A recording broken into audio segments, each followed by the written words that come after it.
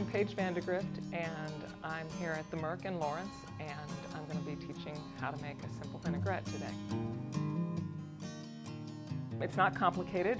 What you're striving for is balance, and you achieve balance typically by combining an acid and a neutral. And the acid can be all kinds of things. We have all kinds of vinegars over here. We have your classic red wine and white wine vinegars.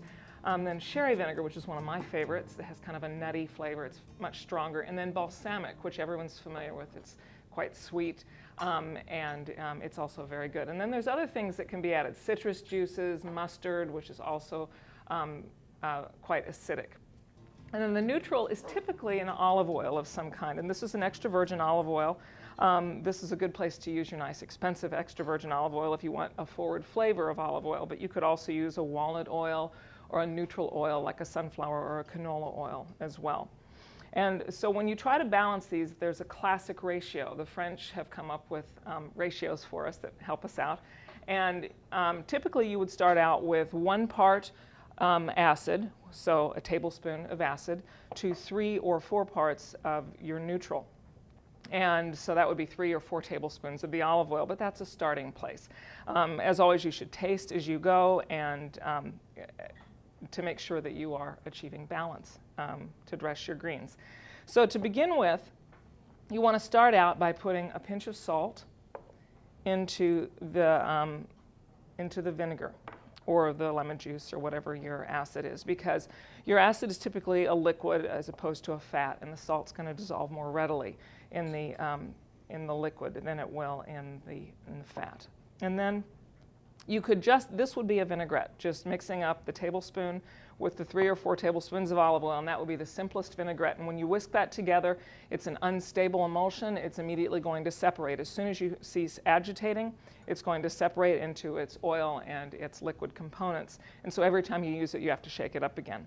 Then you can add interesting things to this. We can add garlic to it, or we can add the mustard that I mentioned, or we could add some shallots. And I'm going to go ahead and mince up a shallot to put in here.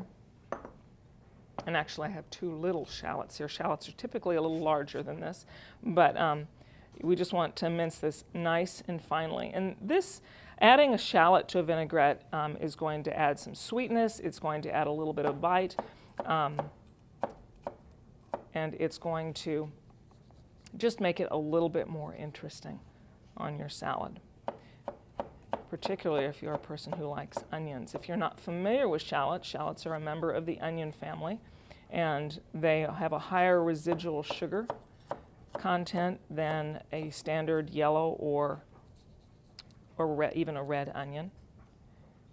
And then we're just going to finely dice crosswise and get a really nice fine dice this way, because you don't want large bits of shallot in your vinaigrette. And then you just add that to your salted vinegar. And you can immediately make your vinaigrette if you want to, or you can let this sit for just a minute or 2. Onions in their raw state can be hot.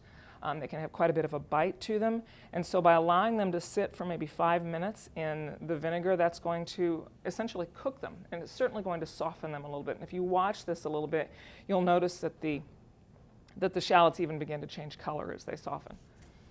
And so I'm going to set this aside and show you another base to a different kind of vinaigrette while those shallots soften.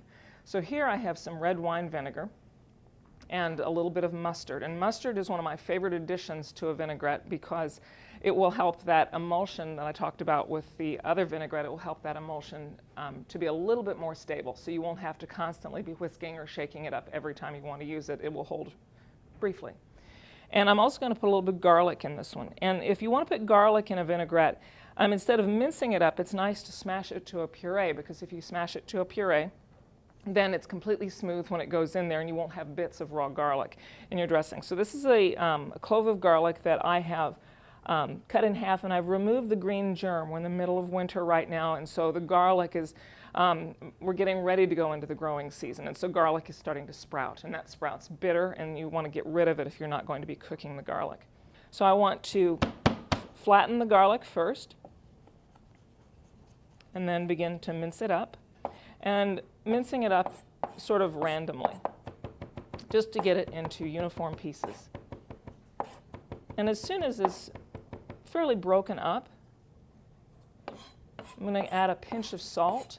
And that salt will do a couple of things. That salt's going to act as an abrasive to help draw out the juices in the garlic, and it's also going to help to mince it up even more finely. And as we work this in, we're going to be creating kind of a garlic paste. And then as soon as I have worked that salt in and I have a pretty uniform mince, I'm going to go ahead and start smashing this to a puree with the flat of my knife. And in the summertime with sweet, juicy garlic, this is going to happen very rapidly. But in the wintertime, it's going to take a little bit longer to get that smashed to a puree.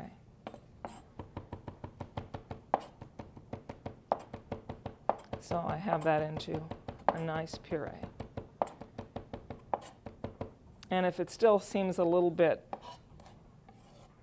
lumpy to you, you can always add, go back and smash it one more time and just scrape that off right into the vinegar.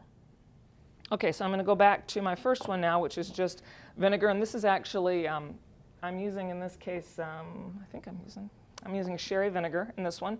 As I mentioned, it's one of my favorites, and this one I'm going to add 4 parts because sherry's a stronger vinegar, and so I'm going to do 4 parts of olive oil to 1 part of the neutral, and you just want to slowly drizzle that in. And this is a nice basic vinaigrette.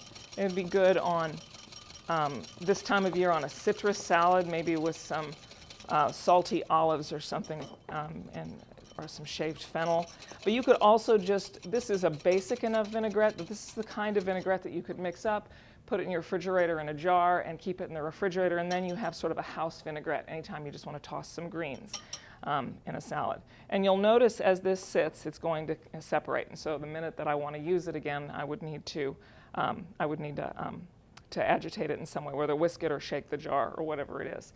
Now you always want to taste when you're done, and you can taste it directly with a spoon when it's completely mixed up, or you can actually taste it on what you're going to be serving it on. So taste it on the greens to make sure that you've achieved the balance you're looking for, to make sure that there's enough salt, to make sure that you have enough pepper in it, so that you're actually dressing your greens.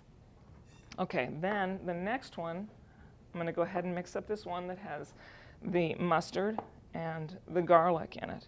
And I want to make sure that I completely smooth out that mustard before I start adding the vinegar, the oil, excuse me. So again, you'll really notice with this one that because that mustard is going to help maintain that emulsion, you're going to notice that this starts to visibly thicken. And so this is going to be nice to coat greens. This would be very good on a spinach or something, a substantial green of some kind. But it would also be good in just a plain salad.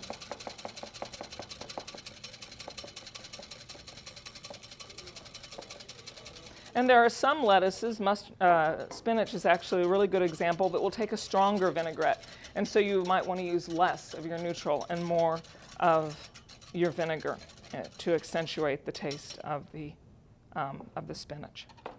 So there I have a mustard and garlic based vinaigrette and one that has just shallots and oil and vinegar. And I'm going to go ahead and dress some greens for you, just to talk a bit about dressing greens. Okay, so I'm going to go ahead and dress the greens. I've got some chopped romaine, and I have some spinach and some baby lettuces, and also some finely minced red pepper and some celery. And this is just a nice basic salad with lettuces and some crunchy elements to it. And I also have the vinaigrette that I just made, the mustard vinaigrette. Always season your greens with a little bit of salt first, and then give a little bit of pepper, and toss those in. And your hands is the best thing for tossing salad. And then just drizzle a little bit of vinaigrette over it to begin with. You can always add more vinaigrette, but if you add way too much at the beginning, you're kind of stuck and you'll have a soggy salad. So it's much better to add just a little bit to begin with and toss, and then if you need more, you can always add it. So toss and and toss again. You want to toss until everything is coated. This is the best reason to use your hands. You can tell when it's tossed and everything is nicely coated. And then I'm going to go ahead and plate this. And it's nice to plate it whether you're doing a large platter or an individual serving, to do individual small handfuls so you can get some nice height on the salad so it won't look totally flat when it goes to the table.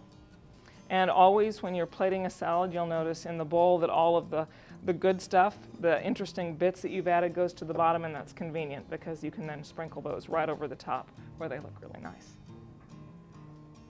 And that's all there is to it.